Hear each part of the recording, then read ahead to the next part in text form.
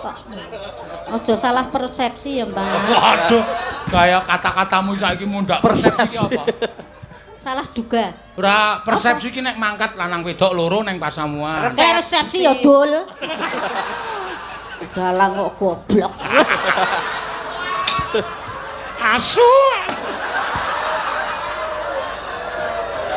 Aku mau darsek nek musuh sak siji iki. Milenial kok goblok. Persepsi ora ngerti. Aduh, gur trimo kewirangan ini. Aku ra melu-melu Bri nek musuh Bu Prastiwi. Ampun, Mbak, niku urusan. Aduh, lumayan ayo lek dideruki lek aduh yang rokok Ya, kok pada. aku ra ngerokok jolke Indomie, Bri. Mboten sah melu-melu niki urusan intern. Oh, intern keluarga. Intern Iki ayo melu rano nyanyi ayo. Ayo aja guyu. Lah, nyambut gawe kene. Oh ngejak anake wedok